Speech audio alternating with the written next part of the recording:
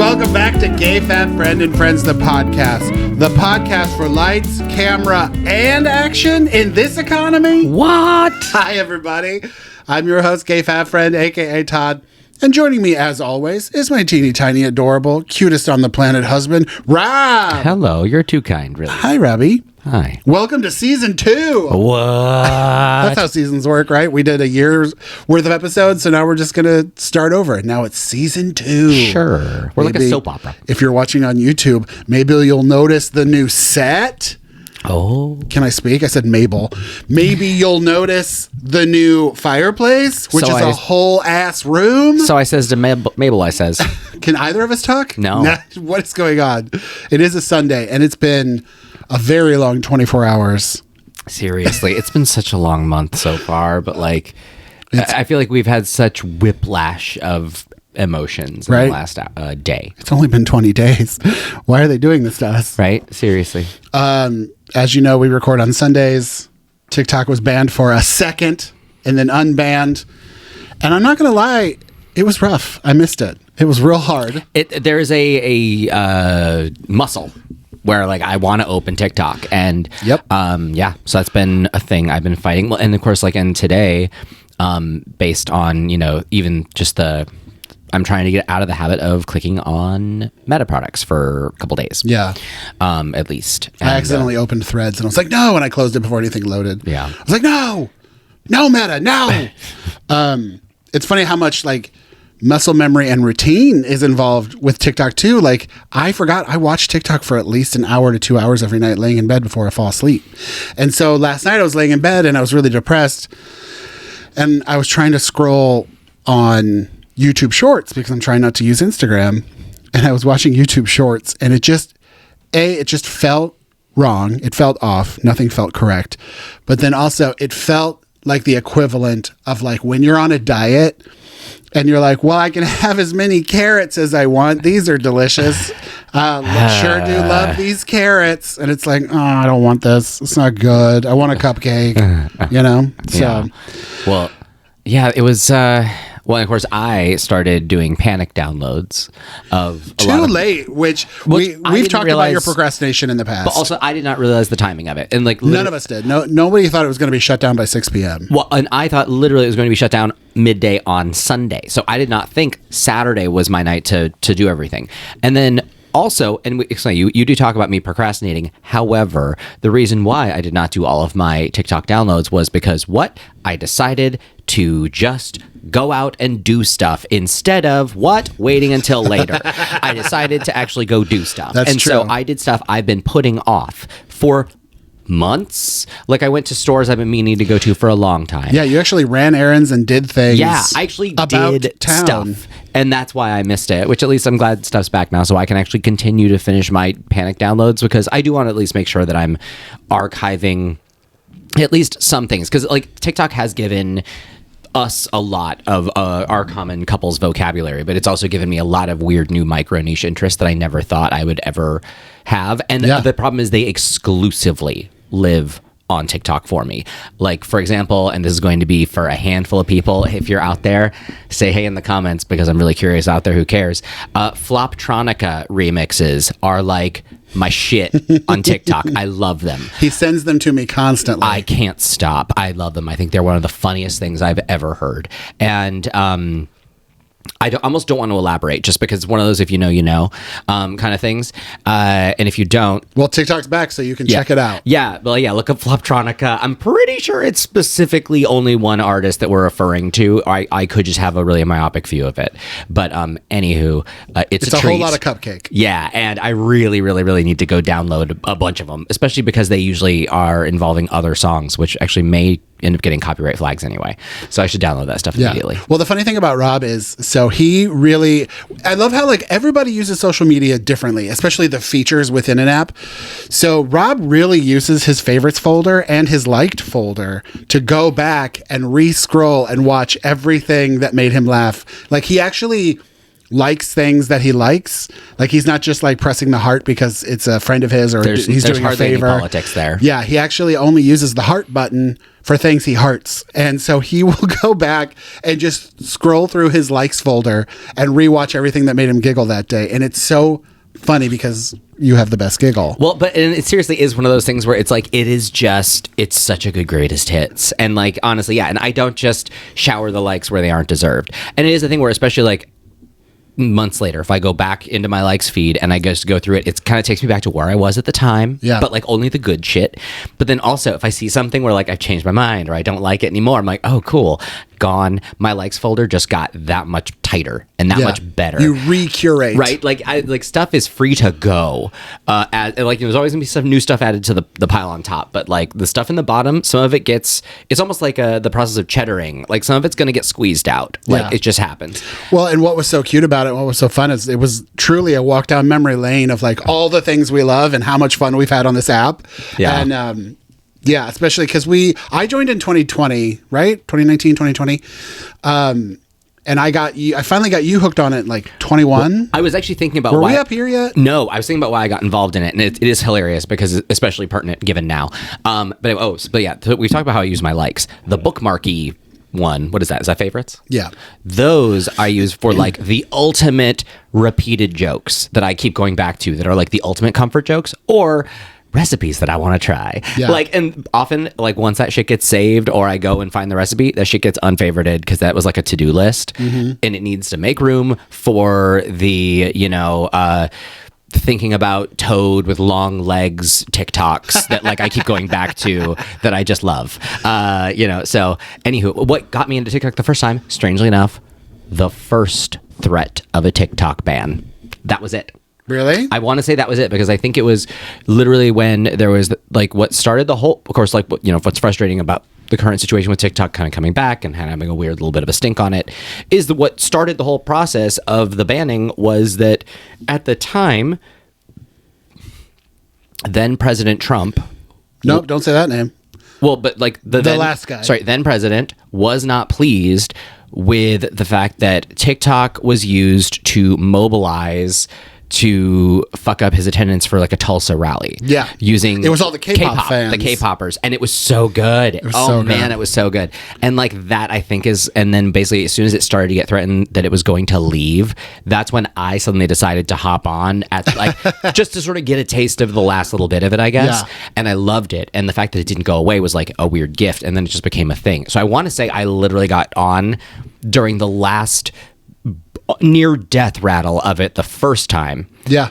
And so it's almost like, so I've been on TikTok threat to threat, basically. Well, and you got addicted very quickly. Well, because like my feed really did. I mean, it was funny because we would compare our feeds. It's the best algorithm. But like, it really is. But like, also seriously, like I'm giving it just like, I guess my likes are also highly curated, and what I decide to spend time on is clear. Yeah. But it's a thing where like for a while, I was getting more random stuff, a lot more physical comedy kind of stuff, like just goofy, like. Well, we like fail videos, like people falling downstairs in ice storms. But like, that's the best. But I would send stuff to him, and he would always say back to me like, "Your feed is so straight," and my feed had almost no gay interest in it at all. Yeah, you were not getting drag race clips. Yeah. You weren't getting lip sync fails. No, it took a long time for me to start to get any family content, but before that though, gay shit, as Michelle Visage would say. Yeah, it's for me to get the gay shit. But before that though, like seriously, I was getting some pretty broy content, but I was getting some magical broy content along the way. Yeah, they're good for some things. Seriously, I feel like I found some of the few non-toxic men on TikTok, the non-toxic masculinity boys, other podcasts, our basement yard boys, Well, and it's funny too. I say that as if they know who we are. I'm thinking about literally just like the room we're in right now of all this stuff about how TikTok, I think, is the last great influencing app. Like, I don't think. When TikTok went away, I was like, no one's going to be influenced for anything anymore. Like, stuff went viral on TikTok that didn't go viral anywhere else, especially consumables. Like, remember the Grimace shake? That wouldn't have gone viral without TikTok. Yeah. Or whenever something new at Taco Bell comes out and one video blows up and then everybody goes and sells it out. Like, that's not going to happen anymore without TikTok. But we're very much influenced, especially when it comes to shopping, by TikTok. Like the Legos behind us. I'm very much into Legos because I watch people build Legos on TikTok night after night. Like that's one of my go-to like relaxing thing is watching people do Legos. And then I get Legos and now I do Legos. So like it's funny because the Lego stuff, like the first Lego shit to come into our relationship was all me. Yeah, because it was all Simpsons stuff, and I will buy Simpsons stuff. And I made fun of you for it. Yeah, just like I made fun of you for Animal Crossing, and then it became my obsession. Yeah, like I enjoyed Animal Crossing. You enjoyed Animal Crossing. It was a personality trait. Yeah, like it was in your bones. Yeah. And then the other thing is like, I'm super, super obsessed with candle warmers right now. We're currently like ensconced in the delicious smells of a Christmas candle because over by the bed, I have a candle warmer, and it has been my favorite discovery of the past, like, I don't know, 2 years, I feel like, because I'm slightly allergic to things, not like EpiPen allergic, but like watery eyes, itchy throat, runny nose. My skin will react mainly to like cinnamon, nutmeg, like spices kind of thing. But when you burn a candle, that shit goes into the air and then it just really affects me. So like I was the type of person, I would burn candles everywhere and just have a stuffy nose. I would burn candles and just have itchy eyes. And then because of a TikTok, I discovered what a candle warming lamp was. And I was like, what? And now I'm obsessed. They are nice. Well, it's probably bad for our candle collecting, aka my candle collecting. It's good. We're gonna stop buying candles. Well, yeah, that's the thing. They don't like the wax doesn't burn down. It just activates the scent in the wax. It melts it, but it stays level. And like our entire house like fills with the smell of these candles, but no burning smell, no smoke, and it doesn't make my eyes itch. It doesn't make my throat itch. No, it doesn't make my skin react. I haven't had any problems yet either. Although, like, it's like I've had one really negative reaction to a candle when I was in college. My roommate lit like a 3-wick candle, and I was literally sitting at my computer, just like looking at stuff on the internet, probably.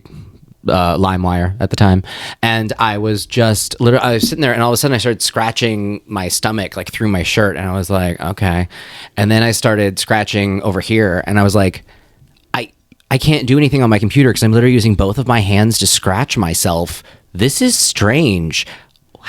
And I literally thought to myself, I was like, this is how my brain works. And I was like, when's the last time you used both your hands to scratch yourself at the same time? Whoa. This seems weird. And I lifted my shirt and I was covered in hives. Ugh. And I had no idea what happened. I like walked out into the hallway because I was panicked at that point. And I called my mom and she was just like, is your throat closing up? And I was like, no. She goes, okay, cool. Just stay where you are. I'm sure it'll calm down. She's like, is there something that's changed? And I was like, actually, there's a really strong candle going on right now. And she goes, that's probably it. Like, just put that out.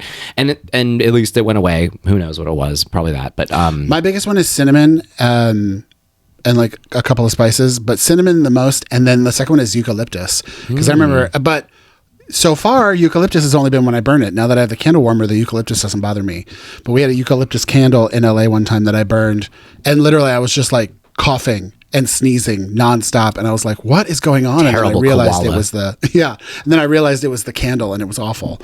But yeah, anyway, back to TikTok. It's like the biggest main influencer, I feel like, of everything. Like, I feel like no one ever says, "Oh, I saw this thing on Instagram, so I had to go to McDonald's and buy it." Well, it's weird. Like, I get a lot of strange, like, targeted ads on Instagram for like very specific like records or reissues and like or kind of like weird like Kid Robot kind of very I guess specific Instagram ads are the only thing that really like I get good targeted ads, but I don't really get influenced by like people. But it's weird because I was reading a thing. Of course, there's been a lot of discussion about how people use various social medias, and like I've noticed just from like I'm not on Facebook very often anymore, but I mostly have it just for quick logins to other things. But like my mom, she's of a generation that is very attached to Facebook right now. And it's weird though, because I happen to just like see her feed. And it's one of those things where like, I remember when I was on Facebook, it used to be like 90% people you knew, their posts. And then you'd see like very occasionally like a group, like a post from a group that would be like a recipe or whatever the hell from like something that they think might interest you. Yeah. As like a public post that they think might kind of grab you into something. But it was very, very few and far between. And then there were ads and stuff. But like now it's kind of almost the inverse, where it's like a lot of 80% curated content kind of lobbed at you, and with the occasional acquaintance interspersed throughout. Yeah. And it's very strange to me. And the problem is, I feel like, especially with like people like my mom's generation, is that they don't really think about what those recommendations, where they're coming from. Like, and they don't realize they haven't opted into those. And I think, and that doesn't weird them out. Yeah. And it does for me. That was one of the things we learned when your mom was here for Christmas. So we realized, like, she's a good person. I feel like she has really great intentions, but she doesn't realize when she's being influenced. And she also doesn't realize how things work on social media when it comes to like AI and deception. Yeah. And it's really unfortunate that like she wants to do good and she wants to like support good things and be a good person. She doesn't realize that she's supporting bad things against her will. Yeah, check the source. And it's hard because like we've been trained to, I think, be skeptical of a lot of things. And so... Well, also she's kind of at the age, because my parents do this too, you tell them about something that's happening and they fix that one problem for 1 second, but then a week later when it pops back up again, they forgot. Yeah. They just don't think about it. Yeah. Or if it's different, you know? If the AI is a picture of a waterfall, you're like, that's not real. You're like, okay, this picture of this waterfall is not real. But then you see another AI picture a week later and they're like, well, this one's got to be real. Yeah. Well, then, no, it's all AI. You know, even then, like, you know, like Instagram, a lot of people, you know, a lot of people say that it basically kind of became an app about like a couple dozen followers and kind of pushing their content to people. Yeah. And it's like, for me, at least, that's not how I encounter it because I literally don't follow anybody that is a celebrity, I don't think, and anybody that does have a huge Instagram orbit, I actually kind of preemptively block because I don't care about I don't care why they're Instagram famous, and I will not. You block a lot of people, like just before anything happens. Yeah, I show up on a platform and I block. There are a handful of celebrities I instantly block. There are a bunch of political people I instantly block. Like I show up knowing what I don't want to see, and I start curating my feed instantly. And so, but yeah, so like, anyway, I think you were watching a TikTok earlier today that kind of identified, I think, a little bit of the weirdness and the wonkiness about the sort of like taking away and the return of TikTok and how it kind of feels. There's like an air about it. It's just like, this feels weird. And it was an apt description, I feel like. She was basically saying, she's like, it's when you really need to use the bathroom and there's somebody in it and like they're in there for a long time and it's not available to you, and like you think something's probably going wrong, and then basically when the bathroom's finally available to you, you're like, oh, thank God, I really need to use the bathroom, and you go in and it smells like a used gross. bathroom. Yeah. And you're just like, okay, well, it's what I wanted, but also like, ugh, there's something, this is not what I wanted. It's not how I would have not how I would have taken it, really, if I could have had a choice. And so I think people were saying that there's a little bit of a stink right now on TikTok, which makes sense, especially with its specific name dropping of specific things, and especially like even a day before, that's really pertinent. Yeah. Well, and like all the conspiracy theories that I keep seeing now, which like I hate conspiracy theories, but I also hate when my brain rationalizes one and I'm like, oh, that could be real, because everyone was saying like for them to transfer the servers, they would have to shut everything off to transfer the servers. So they like secretly transferred everything to Meta, you know, when it was shut down. And then the other one is like, and I even like looked into it.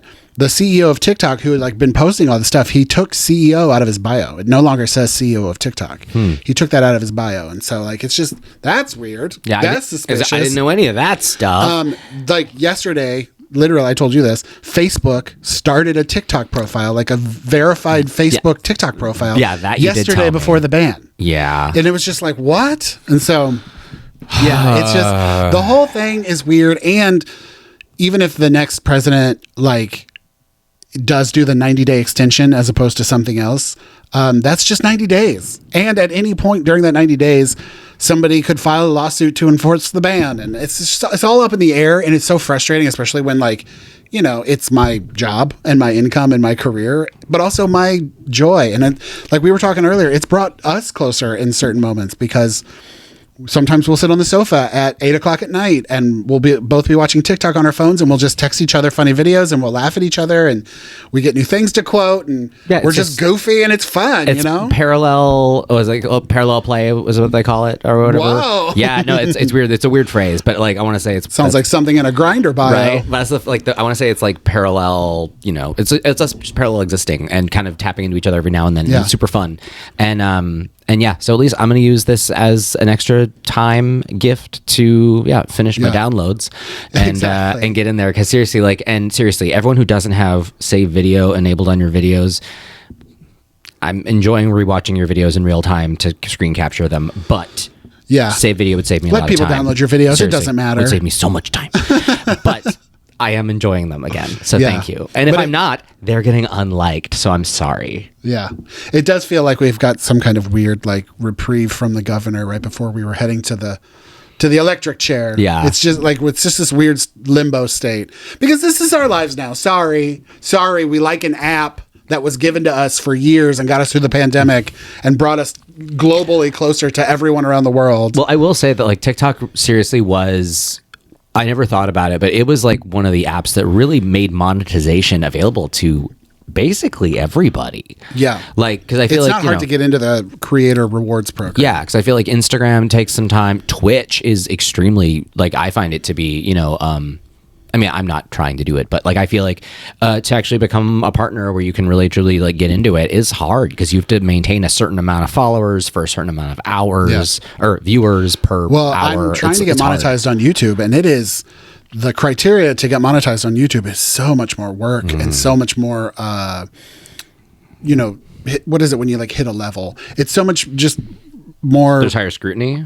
I can't think of the phrase I'm trying to say. Like when you benchmarks, like there's just so many more benchmarks that you have to hit. You're like, good Lord, this is a lot. And it's also weird to be a small fish in a big pond when you were a big fish in a big fish in a big pond for a long time. Not that I'm a big fish on TikTok, but like I have a following that's responsive and I feel good about, and I get proper views and stuff like that. Yeah. To then go to a platform and posting the same content and it's just dead and it's not, or getting shared responses, or you get weird like nasty comments and stuff like that. I'm just like, oh, I don't like this. I already did all this work. I spent 4 years building a platform on another app. I don't want to have to do it again. Well, there was someone I think that you were chatting with on Threads that not that I like, just one of those things I happened to see a response. Was it Francesca Lee?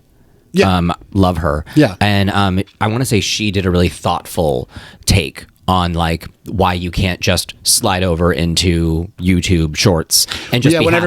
when everybody's telling content creators like myself, just go somewhere else. And it's like that's not how that works. And I think she kind of hit the nail on the head there, where she was like, it literally just feels like they are giving your content to everyone, like not people who would be interested. They're almost like they're giving it purposely to people who don't want your content because a negative comment's a comment. Yeah, like it's very much like it drives engagement, but it's very negative engagement because it's literally almost like it's trying to find the opposite of your audience because it almost has like no goal to keep it that way. And at least like TikTok was really good at generating those sort of networks. Yeah. But it was weird. Like they were invisible. That was made so good because like everyone had the same feed in a sense, but that feed was just very personalized. So. Well, I'm glad it's back for now. We've gotten our reprieve. Yeah. And hopefully it just doesn't go like full bad guy. And apologies if you don't care about TikTok because we just talked about it for 20 minutes. Yeah. But maybe now you should. Maybe, now that it's back, get into it. And your whole life could change. Well, I mean, and really hopefully with ownership, whatever is happening, we aren't going to start seeing mega thumb on the scale kind of stuff like we've been seeing at Meta and Twitter. So, I'll dead name that shit. So I'm never going to call Twitter X ever. Like seriously, like ever. Maybe if I was like an extreme 15-year-old, that'd be one thing. But I'm not. I'm going to literally dig my heels into the mud for anything Elon Musk wants. If Elon Musk wanted you to start calling. I don't know what I'm trying to say. I'm just saying, like, if Elon Musk wants something, I'm going to do the opposite, and I'm never going to do what he wants. Yeah. I just hate the guy. Right. I hate the guy so much. Seriously. His face is so punchable. Well, and the fact that like we have put so much stock in him, not we haven't, but like society has let him have so much say over things. And like literally, I don't care how much money you have. I don't want to listen to you if you are not an expert in your field. Fuck you, Jojo. So yeah, anyway. All right, great. Well, not to get into that, but yeah. Anywho, but we've been watching Shogun. That's been fun. Yeah, Shogun's great. Sorry, quick pivot. Yeah, I was about to pivot to our last segment, but that's fine. We can talk about Shogun. It is a delight. Just a little, just something. Yeah, your homework for the week is to watch Shogun. Right. It's on Disney Plus and Hulu. It's won all the awards, and we are the last to watch it. Maybe. Yeah, we have 2 episodes left that we're going to finish tonight. And it's not on Disney Plus on its own. It's on Disney Plus if you have Hulu. But it's really fun. It feels like Game of Thrones. Like there's no fantasy, but it feels like Game of Thrones without all the just like unnecessary violence and shittiness. Like it's very like It feels like literature. It's beautiful, and it's really well acted, and it's fun. Although there's a lot of characters who are very quick to lose their heads, very literally. So like it is a thing where there's a lot of death. The violence is intense and gory, but there's not like mega battles. But I have been surprised how many times as soon as I get attached to a character, it's like, well, don't get attached because they're not attached to much of their body just like anymore. Game of Thrones. Like, yeah, so don't, Yeah, but there's not a lot of like sexual assault and that kind of stuff. Which is nice. It's a lot easier to watch than Game of Thrones, but it feels like Game of Thrones. Less sex position. Well, and for me at least, I was happy to hear that there was going to be like one season limited series because I haven't read the books because I guess it's 2 volumes that create like the set that makes Shogun. I haven't read those. My mom did like 1,000 years ago, but so I'm kind of curious. I thought the series was covering that because it sounded like they were kind of going off book for season 2 and beyond. Yeah. But then I did see that like I guess Shogun is part of a 6-book series called like the Asian Saga from James Clavell. So maybe they're able to dip into his books, or maybe at least they're able to kind of make more compelling faux history kind of stuff. I'm very much in the camp of like, I enjoy a single season of something. If one season can really get their point across and make a good product, I'm down. Like, I don't think we needed a second season of Squid Games, you know? I think one perfect season is fine. And that was like, that's what they used to do back in the 80s and 90s and stuff. It was always like a miniseries event, you know? We didn't need sequels. Well, and we started getting a lot more miniseries, especially in the, era of like the very beginning of, oh my God, American Horror Story. We started getting a lot more limited series then. Yeah. When also a lot of cable networks were kind of like looking at HBO being like, hey, wait, we can do like some high quality shit in 6 hours. Yeah. Like, we're doing it. So there was a lot more of that where like they finally were taking a book and giving it time to breathe, so anywho, Shogun, good times. All right, well, having said all that, I think now's the perfect time to get into our final segment, which is What's Your Order? What's Your Order? Except it's not really food based anymore. Now it's just things. And it's your turn. Oh, it is my turn. All right. Do you want to continue describing the process? No, is it? Today's What's Your Order is... Favorite movie? What was last week TV? Yeah, and I literally already gave my answer, I think, for movie last time, but we'll get into it now. All right. Well, you go first then. No. Okay, so favorite movie is The Graduate from 1967. Predates me by quite a bit, but love it. Just like, there's lots of little touchstones I have on it, but like first time I saw it, I was a teenager, and I did not know what movie I was watching, which was funny because I came into it just a little bit late. So I basically missed the entire like introduction seduction. And I actually started tuning in during the, it was The Sound of Silence meets April Come She Will musical medley. And I was like, what is this movie that has not spoken in 7 minutes? And like as a teenager, I was like, this is the most bold and crazy thing I've ever seen, and it was like from the 60s. I was like, I had no idea this, and like I didn't recognize Dustin Hoffman. Like I did not know what this movie was. Yeah. And my mom came downstairs because she was an insomniac, and she literally was just like, oh, The Graduate, I love this movie. And like she sat down and watched it, and she told me she was actually 16 when she saw it the first time in theaters, and I was 16 watching it just like on HBO too. And absolutely just loved the movie, mostly because it was like super stylish and all that. And then I watched it again and again. And then in college, I got kind of melancholy and just kind of introspective. And for some reason, The Graduate became like my feel bad, feel good movie. And that like, it's nice because it gives you this sort of sense of hope of something that you actually finally care about, that you can go after. But also it's very, bittersweet. And it was something really magical about that. Plus also I went to USC at the time. So I would walk by like the Doheny Fountain. So they filmed a lot of it there, didn't they? Yeah. So like, not a lot of it, but like basically all the outdoor Berkeley stuff at college was at USC. So like it was kind of fun to kind of walk around through that little piece of movie history. At the time, the Continental Hotel on Wilshire still stood, and that was the Taft Hotel from the movie. It was closed off, but it was there. It still stood. And so like, there was little pieces of it around town. But yeah, and then later during my coming out process, there was a lot of like very deeply personal connections to that movie, and just the idea of kind of having a secret sort of second life that you don't really tell people about, but it's kind of what you look forward to. And so like because of that is kind of what's guided many of my like gamer tags and references to like our previous dog's name, and just like The Graduate's been very much a part of my life. And it's just a stylistic Marvel, and it still is so good. Well, it's so funny because I had never seen it until we were together. So I love that that's like a part of our relationship, that like I got to experience it with you, because there's something about experiencing somebody's favorite thing with them when it's your first time. And so even if it's something you're not really into, if it's someone else's favorite and you're experiencing it with them, it's just like fun to be in that moment. But it is an excellent movie. It's very good, and I very much love it.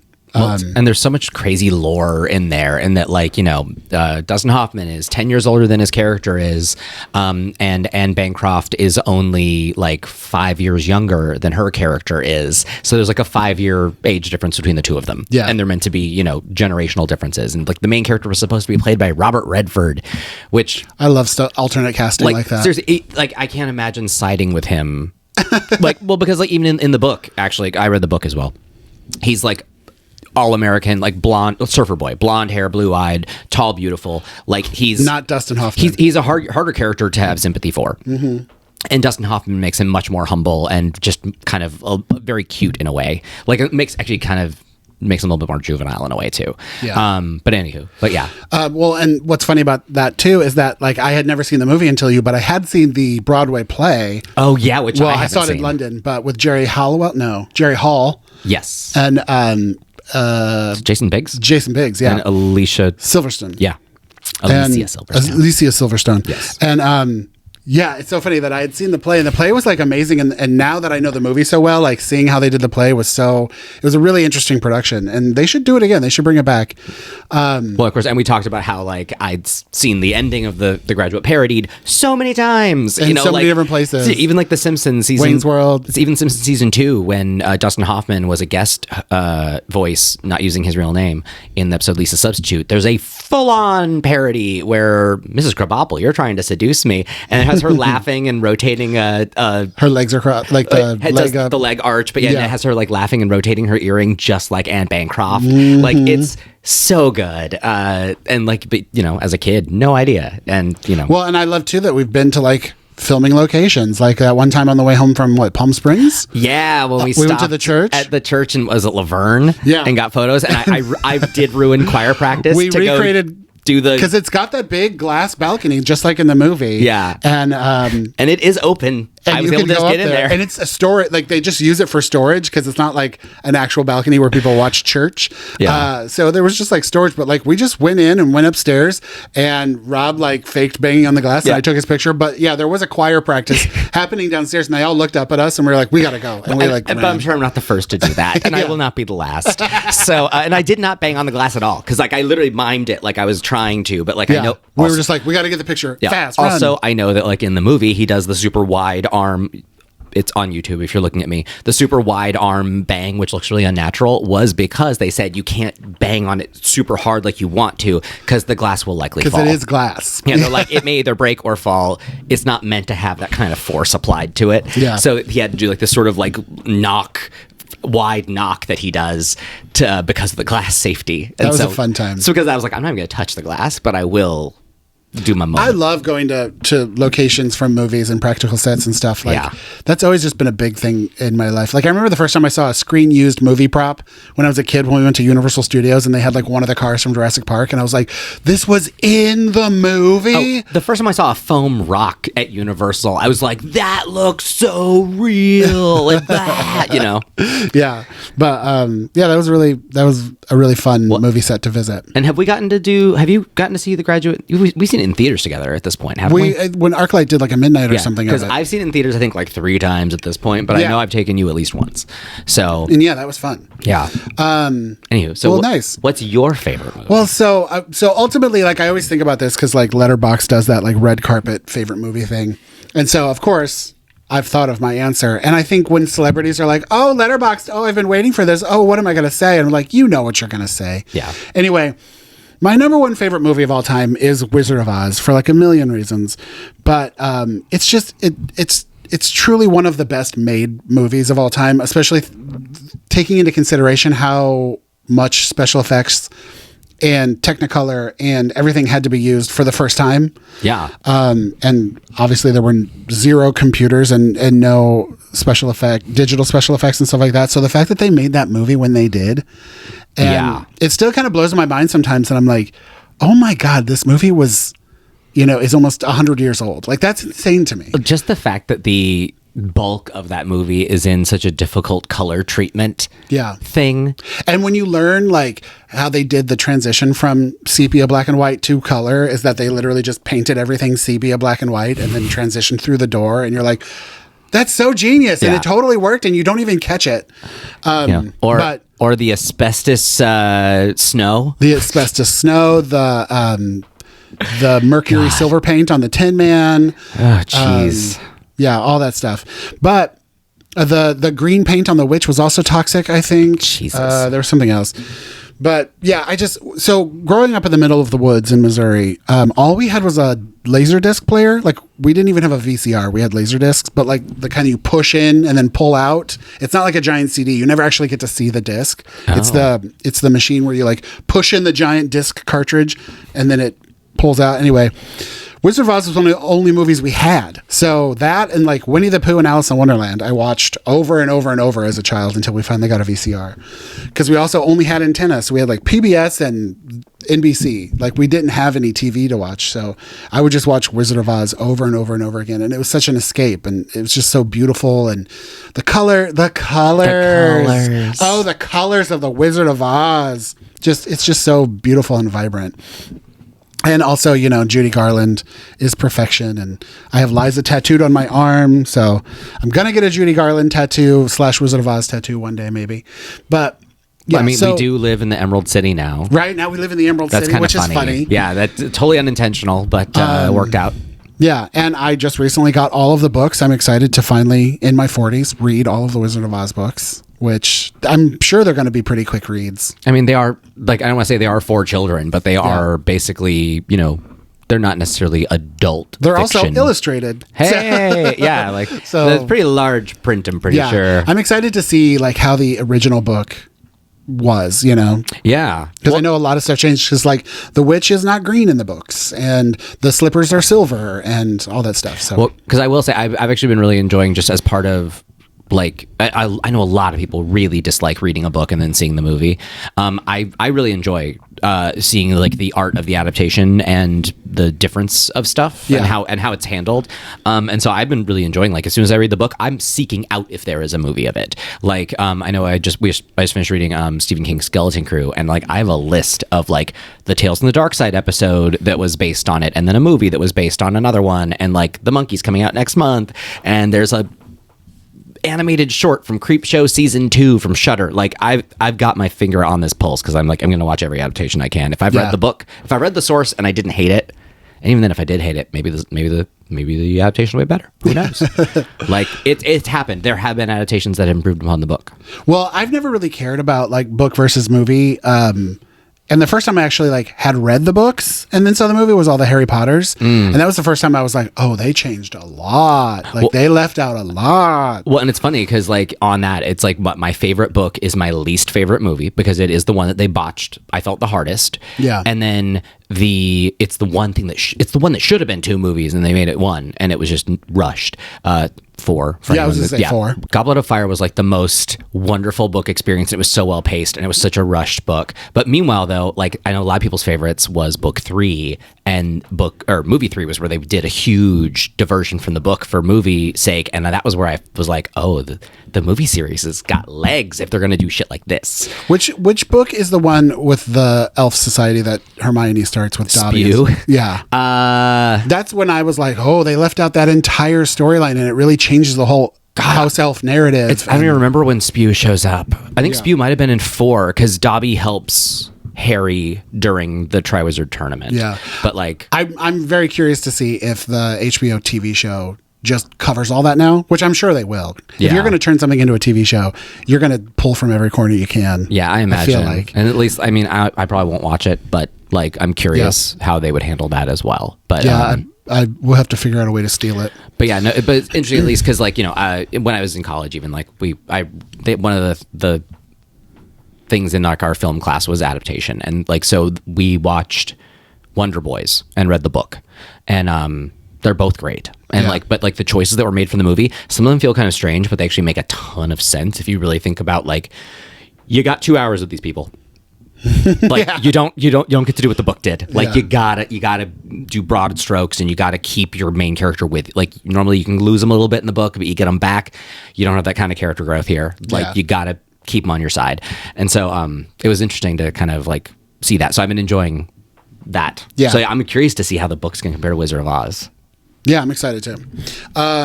So yeah, ultimately, Wizard of Oz is my favorite movie. But you know me, I can't just choose one. Can't choose just one. Oh, so you're gonna do another one. So I would say the other like major formative movie is Goonies. Oh, nice. And then my favorite like modern movie, which I guess at this point it's not even that modern, but my favorite modern movie is probably Benjamin Button, because my favorite director, my favorite actor. It's such a beautifully shot movie. It's such a beautiful story. Like I would say Benjamin Button is like my favorite modern movie. It's just perfect. But you know, then there's like the subsection of like Romy Michelle, Drop Dead Gorgeous, Clue, like movies that we quote literally every single day of our lives. Well, and I could watch forever. Yeah. Well, But- if you get a bunch of close calls, I'm going to do my second favorite as well. Do it. My second favorite's Being John Malkovich. I that's absolutely funny. We've never adore watched that movie. together. It's honestly, it's a movie that kind of breaks me up a little bit every time I watch it. It's so good, and it's quirky and funny until it just stabs you in the heart. Like that movie ends in such a way that makes me so sad. And I haven't watched it since it came out. So I mean, I guess it's one of those half full, half empty kind of situations. And it is, in general, a happy ending, but it's also a deep and endless punishment for someone. And whether or not they're awful or not is immaterial. Yeah. Like to that sentence. And so, like that movie is quite possibly. I love that movie. That's funny, I it's didn't got know that. everything. And then if we're going to talk just weirdo underdog of like, hey, I think we may have talked about it before, but like, I'm just going to mention it because every time I mention this to people, no one has seen it and it's driving me crazy. The Chipmunk Adventure from the 80s. Yeah. Go watch that movie, please. I may have seen it as a child, but I saw it with you, obviously, when we first started dating, and then we went to a double feature of that and Secret of Nim at John Travolta or Quentin Tarantino's theater. Yeah, the New Beverly by our house. But yeah, it's kooky. It's crazy. And seriously, it is a movie that is wasted on children. It's like it has a layer that kids enjoy. I know I was a kid who enjoyed it. And then as an adult because kids just love the Chipmunks. Yeah, and then as an adult who understands how global police works, you realize what this movie is doing. There's like an possibly incestuous brother and sister. There's child trafficking. Interpol is part of it. Yeah. Like, it is not. There's diamond smuggling. Yeah, it is not a kid's movie No, in all senses, but it's dark. It's very kid friendly, but it's not a kid's movie. So yeah, like, and it's got Wooly Bully in it. Yeah. I recommend that. Watch it right now. It's great. It's goofy and it's not that long. Yeah. So anyway, that's like my hey, normally gets swept under the rug. You should be watching that. Well, I think that's a great list. And yeah, now I'm trying to think if there's anything I left out. Like, no, I think we touched on everything of all my favy faves. You know, my desert island. If I wash up with one portable DVD player and someone's sleeve of DVDs, what movies I'm hoping are in that I think organizer. Well, fine. I'm gonna pull out one more just because what the fuck. Okay. And I think we may have talked about this before. This is a thing where like just growing up as like a teen with HBO on and off, this is one of those things where like as it came out after I was a teen, whatever. If I happen to see any of this on TV, HBO, Netflix, whatever, if I happen to see a clip of this movie, I would literally run and grab the DVD and start it from the beginning because I fucking love Deep Blue Sea.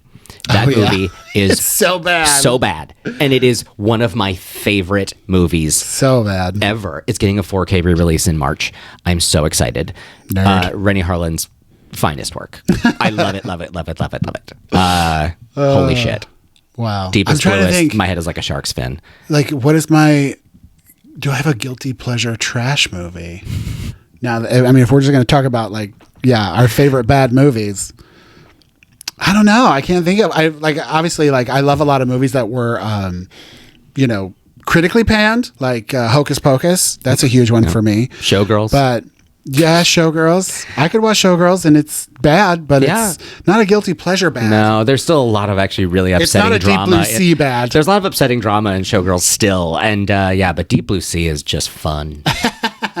Well, good. Well, Anyway. everybody, that's your homework assignment for this week is watch Chipmunk Adventure and Deep Blue Sea. And just to bring a little bit of a somber moment, because we have to talk about this, the time. We are literally about to wrap it up. So I know, I'm don't sorry. leave on a death note. Well, David Lynch recently passed. So, like, I'm just going to say, also, if you can, go out and, like, watch a David Lynch movie. And I actually saw a really great thing on, like, Blue Sky or whatever that was like talking about David Lynch, and they literally said, like, watch a David Lynch movie and don't look up a thing like trying to explain what the movie is. Just watch it, see how it makes you feel. Well, like, that's all. Like, honestly, that's what he wanted you to feel something. It might be annoyance, or it might just be a thing where, like, well, I don't know what that was, and then 3 days later there might just be an image that's stuck in your head and it just changes how you think about something, and that's his power. And, like, that's well, we had just watched Blue Velvet like 2 months ago. Yeah, it was your first time seeing first Blue time Velvet. seeing it ever. And yeah, it was one of those movies that was like, that's what that's about. Like, after we watched it, I was like, okay, all right, it's really intense, but it was really well made. It's a movie that just makes you feel kind of gross by the time it's done. Like, it just I felt guilty and, like, somehow I felt somehow involved. Yeah, a movie I might want to revisit, which I always said I never would, is Mulholland Drive, because the first and only time I watched it, I didn't get it. Also, it, like, really messed me up with, like, that creepy thing behind the dumpster. And I just remember that movie being so fucked up. But now that I'm an adult, because I want to say it came out when I was, like, early 20s. Now that I'm an adult, I'm like, maybe we could revisit it. Maybe I'll understand it now that I know more about David Lynch and stuff like that. It is my favorite Lynch, and I find his most watchable. But yeah, by far. R.I.P. But yeah, like, it is one of those where, like, if you're open to it, like, watch some of his stuff. It's crazy. And if you just are looking for something, I guess, that's a little bit more straightforward, literally, he has a movie called The Straight Story, rated G. It's on Disney Plus. I've heard it's amazing. It's, like, unanimously praised. I have not seen it yet. But, we should watch that. It's a straightforward movie with, I guess, a really old famous actor, not Richard Farnsworth. Is that a guy? Maybe. I think sounds familiar. Who basically is he can't drive, so he rides his riding lawnmower across, like, multiple states to go visit his sick brother. Yeah, I think I've heard of this. But I've heard it's incredible, and a lot of people were saying it's, like, some of his best work, and it's just the most straightforward thing he's ever done, and that it's, not Eraserhead. So I've never seen that. Well, we have that too, and we needs a watch. I will say, David Lynch, one of my favorite soundtracks of all time is the Lost Highway. Terrible movie. But one of the best soundtracks. And yet another movie that, like, stuck with me. I have no idea what it means, but I'm that soundtrack, though, has deserved to outgross the movie for good reason. That's, like, amazing. Some of my favorite songs are on that soundtrack. Right, it's a good one. All right. Well, your homework assignment is watch these movies and also check out David Lynch. How's that? I like that. That's good. All right. Well, thanks for listening, everybody. That's another episode in the books. Episode 1, season 2. We've started a second season. It's very exciting. Us, like episode 201 if we want to do TV speak. I was going to say, I don't know how I'm going to number these from now on, but because I didn't number all the last ones like that. Well, you have to start doing TV where it's like, you do season number and then the double-digit episode number. All right. There you go. But yeah, thanks for listening, everybody. Hopefully, TikTok will still be around next week. And check out TikTok if you haven't. It's fun. And we'll see you on the next one. All right. Talk to you later. We love you. Goodbye.